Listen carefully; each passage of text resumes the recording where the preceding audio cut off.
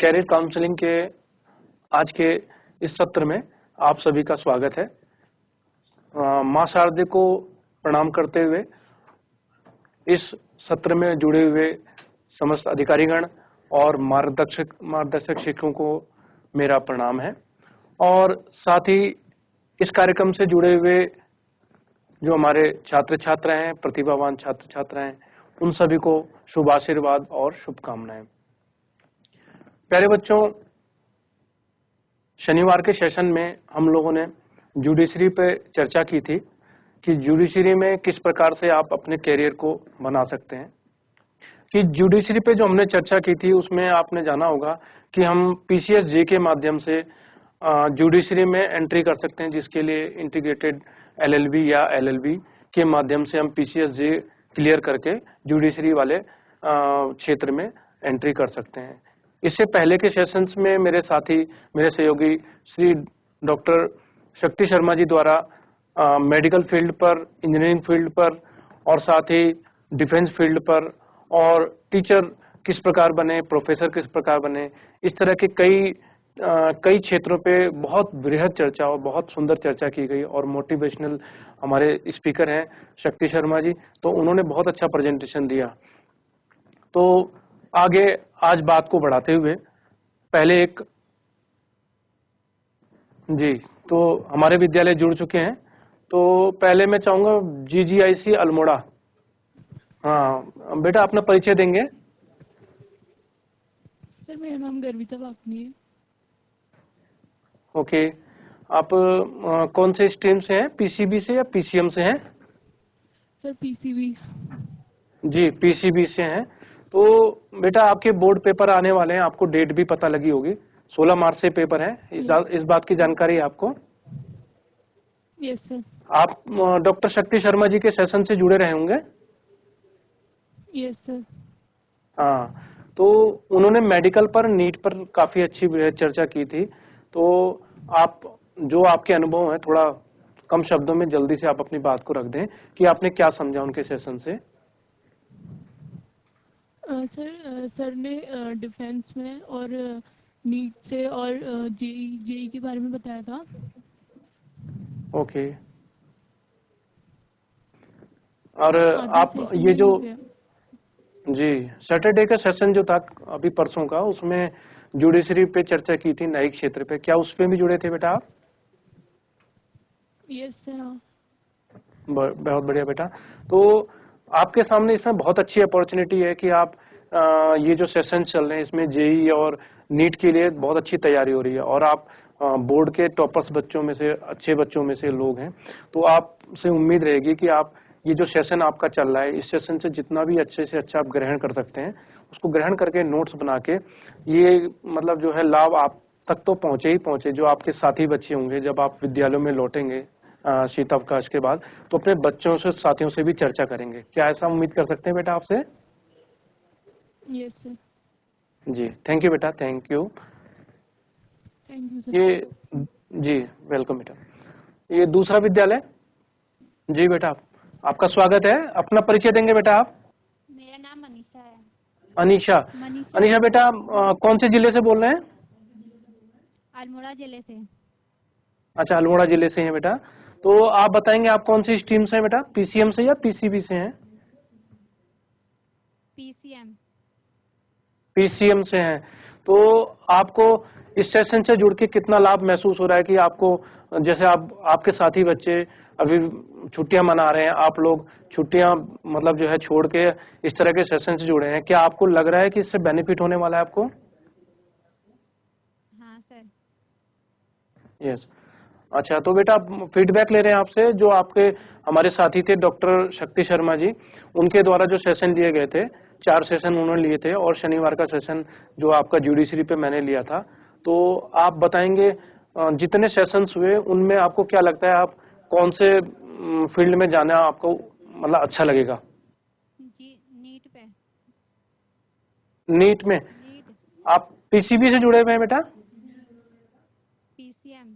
अच्छा, बहुत अच्छा बेटा। तो क्या आप जानते हैं मेडिकल का जो फील्ड है, जो हम मेडिकल में ज्यादातर जहां तक नीट की बात समझते हैं कि नीट मतलब मेडिकल का मतलब नीट होता है, या पीसीबी वाला बच्चा मतलब नीट में या डॉक्टरी वाली पढ़ाई पे ही जा सकता है। क्या इसके अलावा भी कोई फील्ड है आपको लगता है? जी अच्छा, आप हॉस्पिटल में तो जरूर गए होंगे बेटा, जितने बच्चे जुड़े हुए सभी सुन पा रहे होंगे। हॉस्पिटल में तो सभी का कहीं ना कहीं रूबरू हुए होंगे। क्या हॉस्पिटल में सिर्फ डॉक्टर्स ही होते हैं या और भी स्टाफ आपको दिखता है बेटा? और भी स्टाफ दिखते हैं। हाँ बताइएगा, कौन कौन स्टाफ आप देख पाते हैं? नर्स, जी डॉक्टर, ओके जी। हाँ। दवाई देने वाले भी होते होंगे उसमें, फार्मासिस्ट होते हैं। हाँ, बहुत बढ़िया बेटा। बिल्कुल अपनी बात को कॉन्फिडेंटली रखिए, क्योंकि आप बहुत अच्छे चुने हुए बच्चे हैं। बोर्ड में अच्छे जो है, जो आपने मार्क्स प्राप्त किए हैं, और आने वाला जो बोर्ड का आपका एग्जाम है 12th का, उसमें भी आप अच्छे से अच्छे मार्क्स प्राप्त करें। आप बेटा, आपको शुभकामनाएं हैं। आपके जो साथी बैठे हुए हैं, साथ में आपके जो गाइड टीचर हैं, उनके लिए भी मेरा बहुत बहुत शुभकामनाएं हैं कि आप इस ठंड के मौसम में तब भी आप जुड़े हुए हैं। आप सभी को बहुत बहुत शुभकामनाएं हैं। थैंक यू बेटा। धन्यवाद सर। आज के सेशन के लिए हम आगे बढ़ते हैं। जैसा कि अभी बच्चे से मेरी बात चल रही थी, अनीशा से। अनीशा ने बताया कि मेडिकल में मतलब सिर्फ डॉक्टर ही नहीं होता है, डॉक्टर के अलावा भी बहुत सी पोस्ट होती हैं, जो कि हॉस्पिटल में सिर्फ हमारे हॉस्पिटल, गवर्नमेंट हॉस्पिटल्स नहीं, प्राइवेट हॉस्पिटल्स भी होते हैं, नर्सिंग होम्स भी होते हैं। तो मेडिकल का एक इतना बड़ा वास्ट फील्ड है, इतना बड़ा फील्ड है कि उसमें लगातार मैन पावर की जरूरत होती है। तो वो बहुत अच्छा एक फील्ड है, जुड़े रहने के लिए, आपका एक रोजगार के लिए बहुत अच्छा एक माध्यम हो सकता है। तो एक छोटी सी कहानी से हम शुरुआत करते हैं। एक छोटी सी कहानी है, प्रेरणादायक कहानी। एक ऐसा व्यक्ति था जिसके जीवन में धन की बहुत कमी थी, आर्थिक रूप से बहुत कमजोर था। तो वो किसी जानकार के पास गया। तो जानकार के पास जाता है तो वो कहता है कि साहब, मेरे जीवन में धन की बहुत कमी है, तो मैं क्या करूं? तो जो जानकार थे, साधु थे, तो उन्होंने कहा ये एक बहुत बड़ा ढेर पत्थरों का लगा हुआ है। इन पत्थरों के ढेर में से रोज आपने क्या करना है कि इसमें एक ऐसा पत्थर भी है जिसको हम पारस पत्थर पुरानी कहानियों में सुनते हैं कि पारस पत्थर होगा, उसको आप जब भी किसी लोहे पे टच कर देंगे, आयरन की चीज पे टच कर देंगे, तो वो सोना बन जाता है। तो वो कहता है मैं पहचानूंगा कैसे, इतना बड़ा पत्थर का ढेर है। कह रहे वैसे ये सारा पत्थर का ढेर है, लेकिन अब आपकी पहचान ऐसी होगी, वो पत्थर थोड़ा गर्म होगा। और पत्थर तो ठंडे महसूस होंगे, लेकिन पत्थर गर्म होता है। तो व्यक्ति रोज आता, रोज उस ढेर में से पत्थर निकालता, लेकिन वो कहता अब ये पत्थर में छांटूंगा, इसमें मिक्स होंगे दोबारा। तो वो क्या करता है कि वो जो पत्थर छांटता था, उसको उठा के सामने समुद्र में फेंक दिया करता था। तो ऐसे करते करते कई दिन बीतते चले गए, कई दिन, महीने बीत गए, और करते करते अंततः एक दिन ऐसा आया, और उसका काम यही होता था कि पत्थर उठाता था, देखता था ठंडा है, उठा के वो समुद्र में फेंक दिया करता था। तो अंततः एक दिन आता है, उसके हाथ वो गर्म पत्थर लग जाता है। अब लेकिन यहाँ पर उसके साथ विडंबना क्या होती है कि वो जो गर्म पत्थर है, उसकी आदत रोज की बनी हुई, रोज क्या करता था, पत्थरों को फेंक दिया करता था। वो झोंक में उस पत्थर को, उसने गर्म पत्थर को फेंक दिया, यानी पारस पत्थर को फेंक दिया। तो जब उसने फेंक दिया, उसे याद आ रही है तो गर्म पत्थर था, तो उसको फिर अपनी भूल का एहसास होता है कि मैंने बहुत बड़ा लॉस कर दिया। तो बच्चों, यही जिंदगी के फलसफे में हम जोड़ेंगे इस कहानी को कि जिंदगी का एक एक दिन एक एक पत्थर के समान है। हर दिन हमको एक सामान्य दिन जैसा महसूस होता है, हम उस सामान्य दिन को मतलब जो है गुजारते चले जाते हैं। लेकिन जिंदगी का एक ना एक दिन जरूर ऐसा आता है जो हमारी सफलता की कहानी लिख देता है। तो यदि हम कमजोर या ढीले ढाले बने रहे, तो कहीं ना कहीं वो जो हमारा बहुत अच्छा जो दिन बनने वाला होता है, वो दिन भी हमारा सामान्य दिन की तरह गुजर जाता है। इसलिए कहते हैं बी रेडी, हमेशा तैयार रहिएगा। कहते हैं कि मेहनत इतनी खामोशी से करो कि सफलता जो है उसका शोर मच जाए। कि मेहनत तो बहुत बेटा बहुत खामोशी से करनी पड़ती है। मेहनत अगर आप शोर मचा के करेंगे, साहब मैं तो एनडीए की तैयारी कर रहा हूँ, या मैं जेई की तैयारी कर रहा हूँ, या मैं मेडिकल की तैयारी कर रहा हूँ, तो मतलब हमने हल्ला कर दिया तो 10 जगह हमारा हल्ला हो गया, लेकिन वो मेहनत नहीं हो पाई।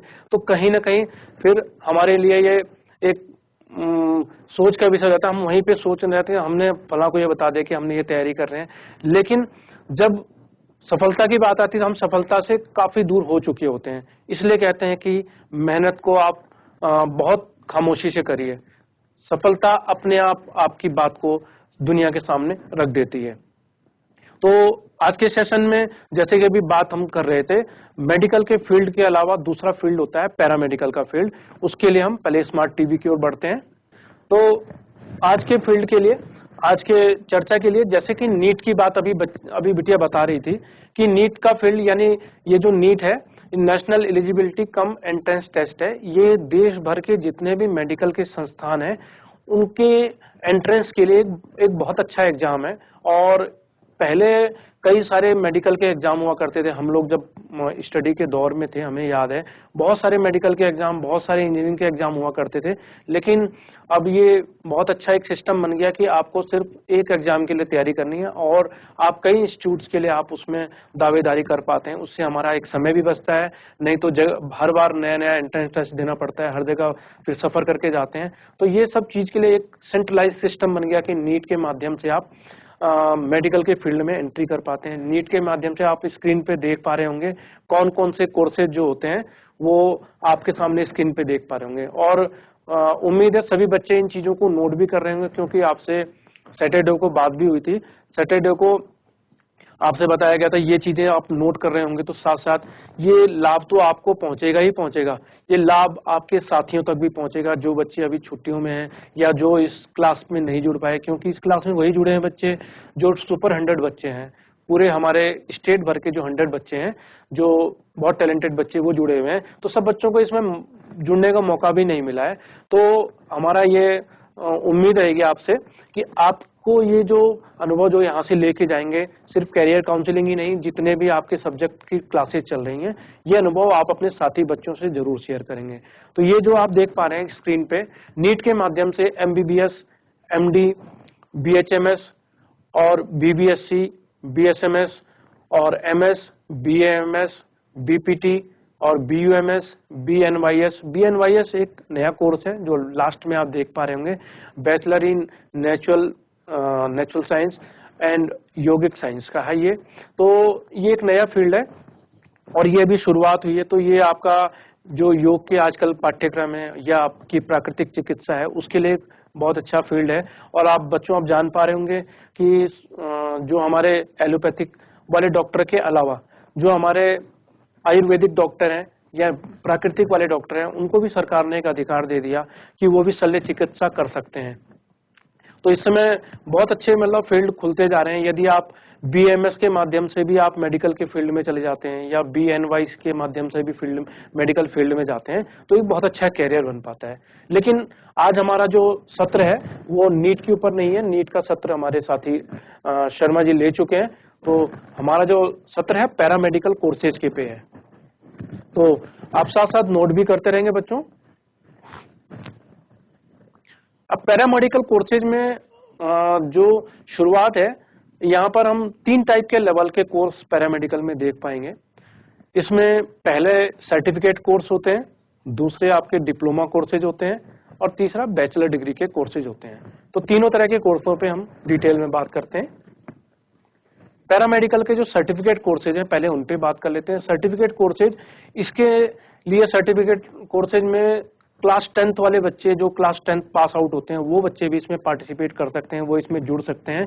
तो सबसे बड़ा बेनिफिट ये होता है कि ये जो बच्चा 10th के आगे नहीं पढ़ पाया है, वो प्रोफेशनल लाइफ में जाना चाहता है, तो इस कोर्स के माध्यम से भी मेडिकल लाइन में जा सकते हैं।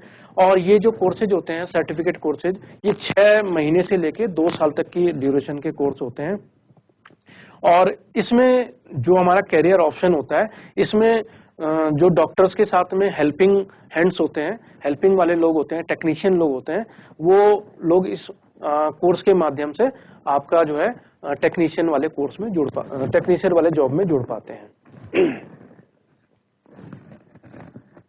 अब आप स्क्रीन पे पूरी एक लिस्ट देख पा रहे होंगे पैरामेडिकल कोर्सेज की। जो सर्टिफिकेट कोर्सेज हैं कौन कौन से हैं देखिएगा। एक्सरे वाला, रेडियोलॉजी और असिस्टेंट। एक्सरे रेडियोलॉजी के जो असिस्टेंट या टेक्नीशियन के नाम से उनको जानते हैं, ये एक पहला कोर्स है। इसके अलावा MRI आपने सुना होगा, MRI पूरे शरीर का आजकल होता है, पूरी शरीर की जांच करने के लिए, तो MRI टेक्नीशियन होते हैं। इसके अलावा मेडिकल लेबोरेटरी असिस्टेंट होते हैं और डायलिसिस, ये सारे नाम आपने सुने होंगे जो मेडिकल फील्ड से जुड़े हुए बच्चे हैं या अन्य बच्चे वो भी जानते होंगे इन टेक्निकल टर्म्स को। तो डायलिसिस टेक्नीशियन होते हैं। ऑपरेशन थिएटर असिस्टेंट होते हैं, सीटी स्कैन टेक्नीशियन है, नर्सिंग केयर असिस्टेंट है, डेंटल असिस्टेंट है, ईसीजी असिस्टेंट है और एप्थेलमेटिक असिस्टेंट है। आप तब तक नोट कर सकते हैं।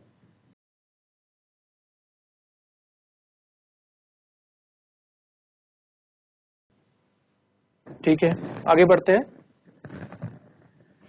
इसके अलावा पैरामेडिकल में हमारे फिर इसके हायर लेवल सर्टिफिकेट से ऊपर के जो कोर्स होते हैं उनको डिप्लोमा कोर्सेज बोलेंगे। तो डिप्लोमा कोर्सेज ये जो असिस्टेंट लेवल के जो पोस्ट हैं उससे ऊपर की पोस्ट हैं।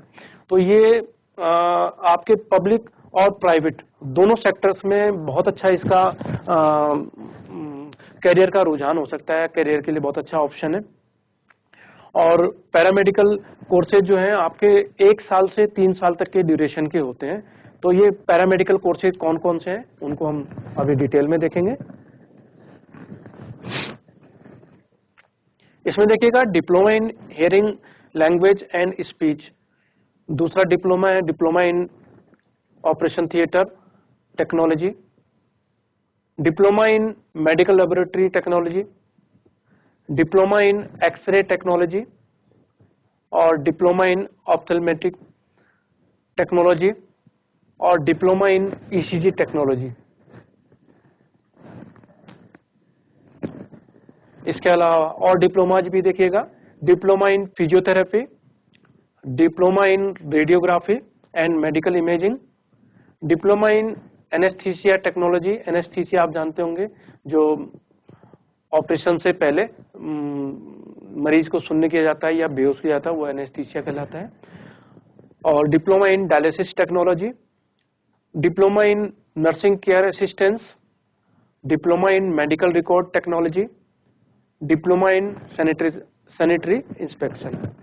इसको नोट कर लेंगे, बैक कर ले रहे हैं आप, इनको नोट कर लीजिए अपनी कॉपी में।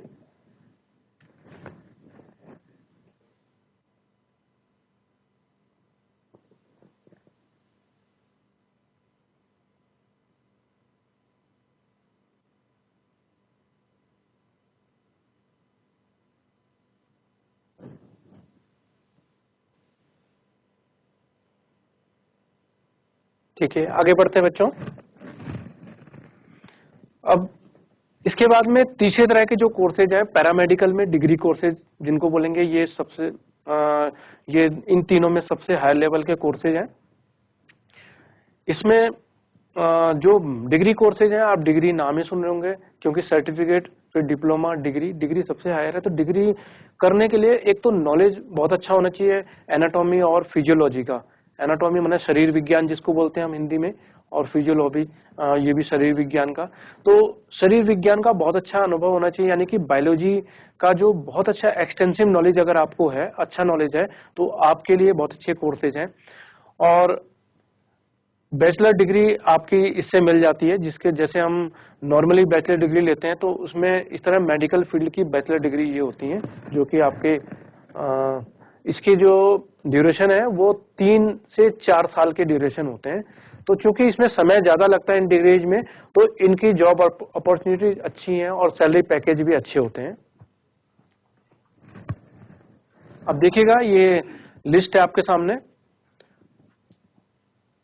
डिग्री कोर्सेज की, जिसमें आपका बीएससी इन ऑप्टोमेट्री और BSc in operation theatre technology, BSc in audiology and speech therapy, BSc in X-ray technology, BSc in anaesthesia technology, BSc in audiology, BSc in radiography and medical imaging,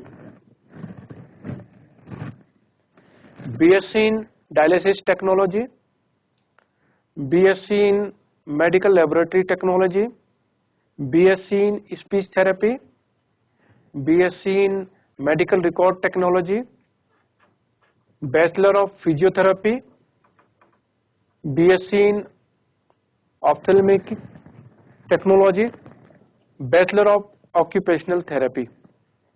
और इसके अलावा देखिएगा एक course और है GNM का, जिसको हम general nursing and midwifery course कहते हैं। और जीएनएम का कोर्स उत्तराखंड में अच्छे खासे इंस्टीट्यूट हैं और जीएनएम में अच्छे ऑप्शन कैरियर्स होते हैं। तो ये लिस्ट जो पूरी है आप अभी नोट कर सकते हैं, स्क्रीन पे आपके है अभी।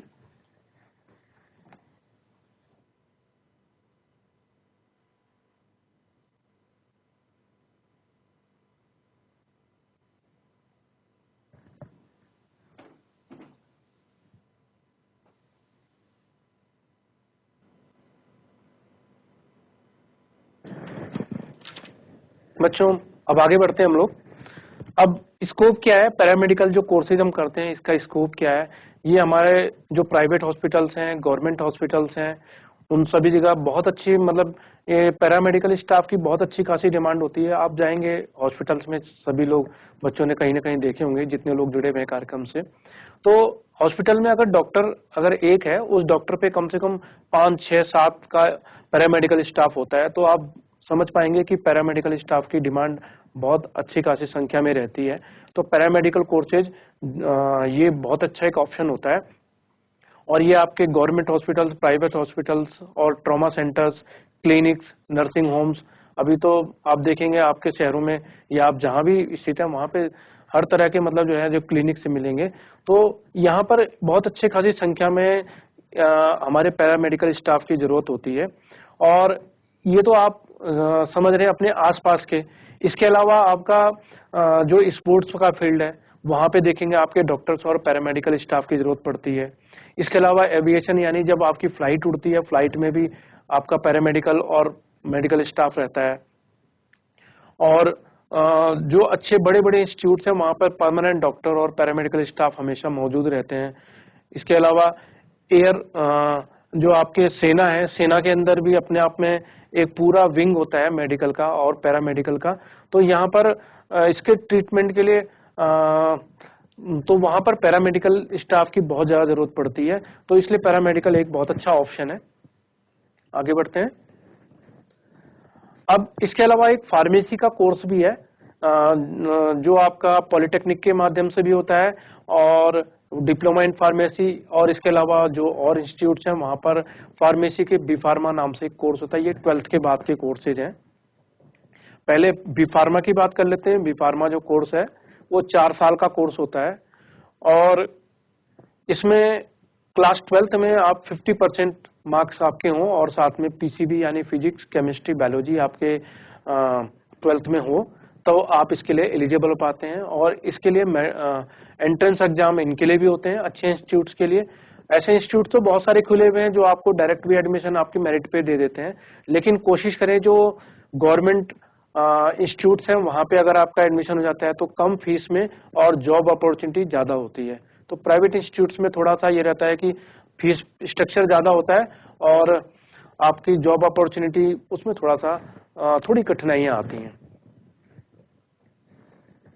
इसके अलावा फार्मेसी में दूसरा जो कोर्स है बी फार्मा, और ये आयुर्वेदा का है। अभी तक हम बी फार्मा जो है खाली एलोपैथिक के हिसाब से देखते थे, लेकिन बी फार्मा आयुर्वेदा भी अभी कुछ समय से अच्छा ट्रेंडिंग में आया है।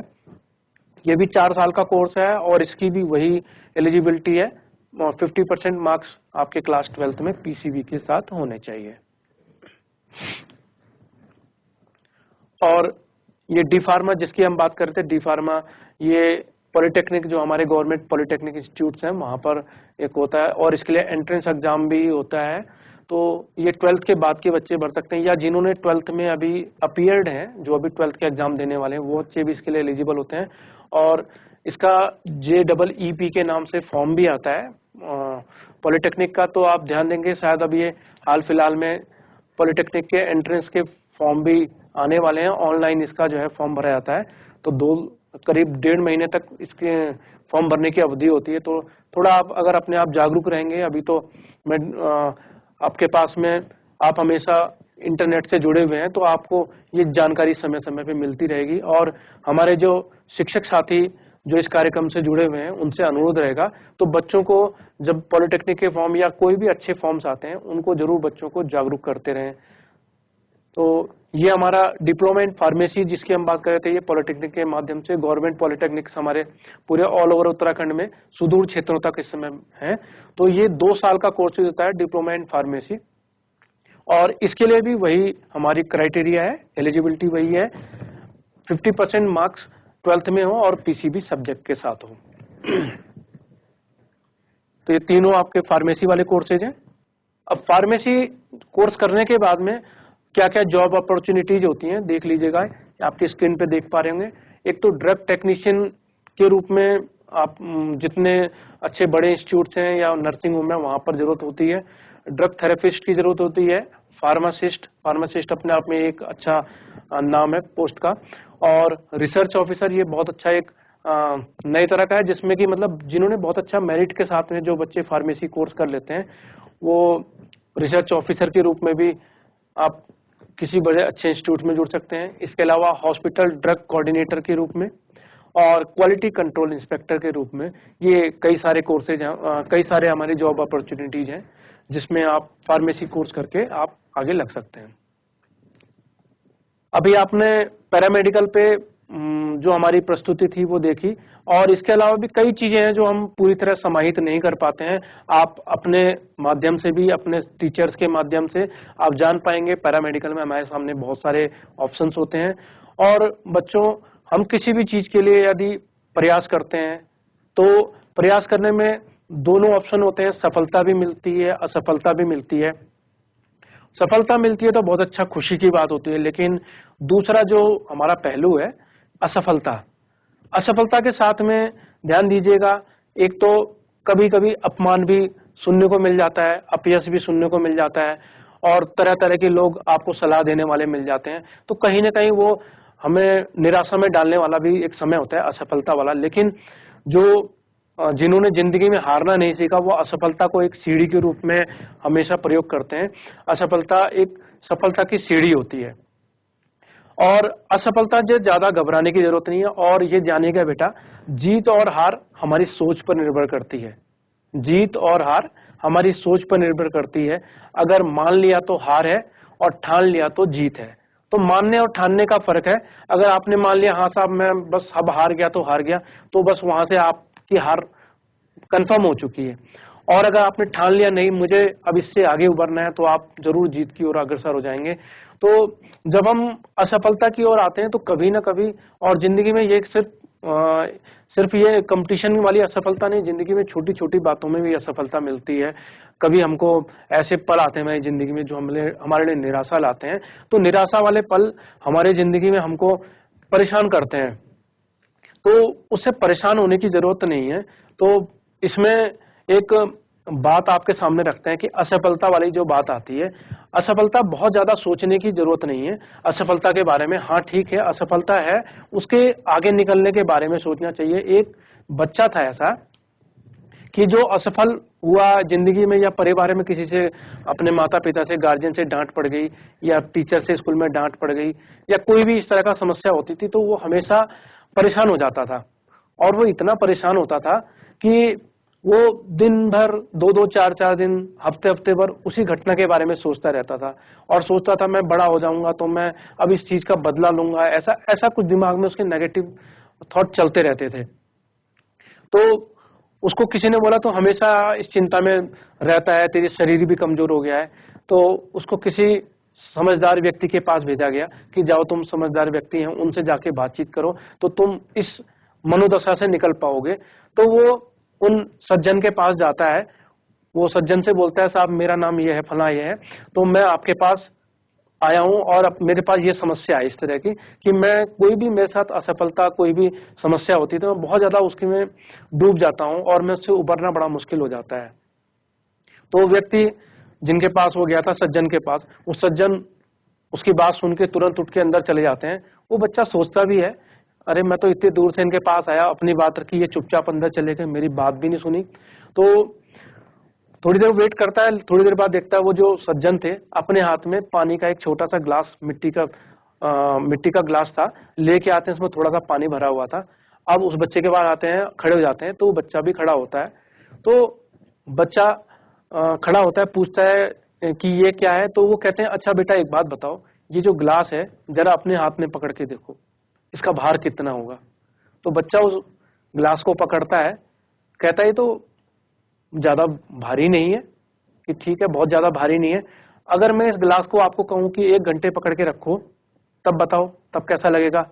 कि तब थोड़ी देर तक तो ठीक लगेगा, लेकिन थोड़ी देर बाद मेरे को लगेगा कि मुझे गिलास को रख देना चाहिए। कहते हैं अगर यही गिलास आपको जो है 2-3 घंटे के लिए दे दिया जाए, 2-3 घंटे पकड़ के खड़े रहो, तब कहता है तब मेरे हो सकता है हाथों में, मेरी मांसपेशी में दर्द होना लगे। कहते हैं यही गिलास अगर आपको 5-6 दिन के लिए दे दिया जाए, 5-6 दिन तक पकड़े रहो, कहता है फिर तो मेरे हाथों में दर्द होने लगेगा। तो बताओ कि ये ग्लास तो हल्का है, फिर भी आपके हाथों में दर्द क्यों हुआ, या क्यों होगा दर्द?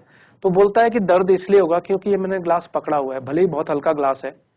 तो वो बात उस बच्चे के दिमाग में बैठ जाती है कि मैं जो समस्या है, बहुत छोटी समस्या को भी हमेशा पकड़े रहता हूँ अपने दिमाग में, उसके बारे में उलझन में बैठा रहता हूँ, इसी वजह से मेरे अंदर बहुत बड़ा तनाव हो जाता है। तो कहने का अर्थ है कि बच्चों कि जो आपके पास असफलता की वजह से या जिंदगी में आमतौर पे जो समस्याएं होती हैं, असफलताएं आती हैं, उन असफलताओं को उबरते हुए आगे निकले। हर दिन एक नया दिन, जैसे आपको पहले वाली बात बताई थी कि हर दिन एक नया दिन होता है, हर दिन को आप नई ऊर्जा के साथ लेते हैं तो आपको आगे बढ़ने की, सफलता की प्रेरणा मिलती है। और हमारे जो बच्चे जुड़े हुए हैं, थोड़ा उनसे बातचीत कर लेते हैं, फिर अपने सेशन की और अंतिम ओर बढ़ेंगे हम लोग। ये GIC कुणाल खेत बेटा। Good afternoon sir. Good afternoon बेटा, परिचय देंगे अपना आप? सर मेरा नाम कोमल मेहरा है। जी सुमन बेटा। Sir 12th class. जी बहुत अच्छा बेटा। आप जब से सेशन चल रहा है तभी से जुड़े हैं बेटा?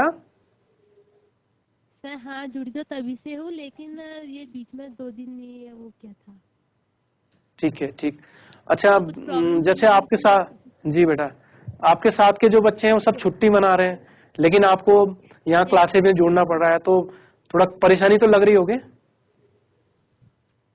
सर नहीं, ये तो हमारे लिए ही है, ऐसी कोई परेशानी महसूस नहीं हो रही। मतलब ये तो और हाँ। क्या अच्छा है, आप हमें पढ़ा रहे हो, जी हमारा कैरियर सभी आप हमें बहुत बता अच्छा रहे हो बेटा। कि ये कैसे करना सुमन है बेटा, आपको आपके 12th हौसले क्लास को होने के बाद। सलाम है कि आपके साथ के बच्चे भले ही अपने घरों में छुट्टियां मना रहे हैं या कहीं कोई घूम रहे होंगे, अपने रिश्तेदारियों में गए होंगे, कोई कहीं होंगे, लेकिन फिर भी आप अभी भी इन 15 दिनों के फील्ड ड्यूरेशन में भी आप इस तरह के एक प्रोग्राम से जुड़े हुए हैं। पहली बात तो गर्व की बात है, आप उत्तराखंड के बहुत अच्छे मेधावी बच्चों में से एक हैं, और उम्मीद होगी आने वाले जो बोर्ड परीक्षा का जो कार्यक्रम है उसमें आप अपने पूरे मनोयोग से, पूरी सफलता से, पूरे मेहनत से आप जो है मेहनत से जब परीक्षाओं को देंगे और अच्छे मतलब जो है टॉप मेरिट में आए, मेरी उम्मीद रहेगी। और परीक्षा के बाद हो सकता है फिर आपसे दोबारा बातचीत हो, जब आपका रिजल्ट आए दोबारा आप देहरादून में आए, आपको सम्मानित करने के लिए आए, लेकिन आपको उसके लिए जरूर मेहनत करनी होगी। आपके साथ में दूसरे बच्चे हैं बेटा, उनको माइक दीजिएगा। Good afternoon sir. Good afternoon बेटा, परिचय देंगे बेटा आप अपना? सर मेरा नाम गरिमा बोहरा है। क्या नाम बेटा? सर गरिमा बोहरा। अच्छा गरिमा। हाँ गरिमा बेटा, आपको अच्छा लग रहा है इस कार्यक्रम से जुड़ के? सर हाँ। अच्छा, आप कौन से स्ट्रीम से हैं, PCB से कि PCM से बेटा? Sir PCB। PCB से। तो मुझे लगता है आज का सेशन आपके लिए, आपको लगा हो कि अनुभव अच्छा लगा होगा? Yes sir. अच्छा, तो आपकी चॉइस पहली क्या रहेगी, मेडिकल फील्ड में कि पैरामेडिकल में बेटा? Sir medical. हाँ बिल्कुल, बहुत अच्छी बात है बेटा। मेडिकल फील्ड के लिए आप जानिएगा, जो आपका क्लास 11th और 12th जो अपने आप में एक बेस होता है, जिसमें आपका फिजिक्स, केमिस्ट्री, बायोलॉजी 3 सब्जेक्ट ऐसे होते हैं जिनमें आप बिल्कुल मेहनत के साथ जाएंगे। और जो एंट्रेंस एग्जाम है नीट का, आपने डॉक्टर साहब ने, डॉक्टर शक्ति शर्मा जी ने इसके बारे में पूरा एक बहुत बढ़िया सेशन लिया था नीट के बारे में, तो आपने उसके बारे में जरूर चर्चा की होगी। साथ ही आपके जो अध्यापक होंगे बायोलॉजी, फिजिक्स, केमिस्ट्री से जुड़े हुए, वो आपसे चर्चा भी करते होंगे नीट के बारे में। तो नीट के बारे में पहले से तैयारी बिल्कुल आपकी यही 11th 12th की तैयारी होगी। और आप भी बेटा, गरिमा बेटा, और जितने भी इस कार्यक्रम से जुड़े हुए हमारे बच्चे हैं, सभी को शुभकामनाएं हैं। आप अच्छे मेरिट में पूरी मेहनत के साथ इस कार्यक्रम से जुड़े हैं। और बोर्ड परीक्षाएं भी जो कि आपकी 16 मार्च से है बेटा? 16 मार्च। 16 मार्च से ही है ना आपकी परीक्षाएं? तो 16 मार्च से आपकी परीक्षाएं हैं। आने वाला अब आपके 2-2.5 महीने हैं आपके पास में, 2-2.5 महीने में आप अच्छी खासी तैयारी कर सकते हैं। और उसके बाद में जेई के जो एग्जाम होंगे या जो भी एंट्रेंस एग्जाम, उनके फॉर्म भी अभी इसी ड्यूरेशन में आते हैं, तो उनका भी जरूर ध्यान रखिएगा अपडेट। आपके साथ में ये मैम है क्या आपके? मैम नहीं है वो। मैम नमस्कार। हेलो सर, नमस्कार सर। नमस्कार मेरा नाम मैम। गीता देवी है। मैं यहाँ पर चतुर्थ श्रेणी पर कार्य करती हूँ। जी जी, धन्यवाद है मैडम। आप जो है इन बच्चों के साथ लगातार बने हुए हैं, बच्चों का भी हौसला बना जाता है, क्योंकि अगर बच्चों के साथ में कोई भी स्टाफ के टीचर्स हैं तो बच्चों का बहुत बड़ा हौसला होता है। और साथ ही आपके इस हौसले को सलाम है पूरे आपके इस कार्यक्रम से जुड़े हुए बच्चों को, और जितने भी हमारे गाइड टीचर्स हैं उन सबको, और हमारे संस्था अध्यक्ष भी कई हमारे इस कार्यक्रम में लगातार बने हुए हैं, उन सबको बहुत बहुत शुभकामनाएं, बहुत बहुत बधाइयां हैं। और इस सेशन को अंतिम पड़ाव पे ले जाते हुए एक बात से हम रखेंगे कि मुश्किलों से भाग जाना आसान होता है, मुश्किलों से भाग जाना आसान होता है, हर पहलू जिंदगी का इम्तिहान होता है। डरने वालों को मिलता नहीं जिंदगी में कुछ, डरने वालों को मिलता नहीं जिंदगी में कुछ, लड़ने वालों के कदमों में जहान होता है। तो जो लड़ते हैं, लड़ते रहते हैं, हौसला बनाए रखते हैं, उनके कदमों में जहान होता है। एक दिन दुनिया उनके पीछे होती है, ध्यान रखिएगा। जिनमें आगे अकेले चलने का हौसला होता है, एक दिन समय आता है दुनिया उनके पीछे होती है। और अटल जी की एक प्रसिद्ध कविता थी, गीत नया गाता हूँ, गीत नया गाता हूँ, उसकी एक 2-3 लाइनें हैं जो कि बड़ी अच्छी लगती हैं, मोटिवेशनल लाइनें हैं कि हार नहीं मानूंगा, हार नहीं मानूंगा, रार नहीं ठानूंगा, काल के कपाल पर लिखता हूँ मिटाता हूँ, काल के कपाल पर लिखता हूँ मिटाता हूँ, गीत नया गाता हूँ। तो ये इस तरह की लाइनें हैं, मोटिवेशनल लाइनें, जो कि हमको हमेशा सकारात्मक बनाए रखती हैं और जिंदगी में निराशा वाले वातावरण से दूर रखती हैं। और हम हमेशा कोशिश करें कि जो हमारे पॉजिटिव जो साथी होते हैं, पॉजिटिव लोग होते हैं, उनसे हमेशा जुड़े रहें और अच्छे साहित्य को पढ़ें। और एक थोड़ा सा एक छोटी सी बात और, कि यदि जिंदगी में कभी कोई निराशा हो, कोई कंफ्यूजन हो, आपके पास कोई ना हो, तो श्रीमद् भागवत गीता एक ऐसा अपने आप में ग्रंथ है, यदि उसको पढ़ते हैं, थोड़ा थोड़ा भी पढ़ते हैं, तो जिंदगी का आपका जो फलसफा है, जिंदगी की जो सोच है आपकी बदल जाती है। और जो भी प्रश्न है, जो आपके जिंदगी में प्रश्न आता है, दिमाग में प्रश्न आता है उस दिन का, उस प्रश्न का उत्तर भी कहीं ना कहीं हमको मिल जाता है। तो जिंदगी में अच्छी चीजों से, अच्छी पुस्तकों से जरूर जुड़े। और आप सभी का इस कार्यक्रम में जुड़ने के लिए बहुत बहुत धन्यवाद। सभी का हार्दिक अभिनंदन। सभी को नमस्कार।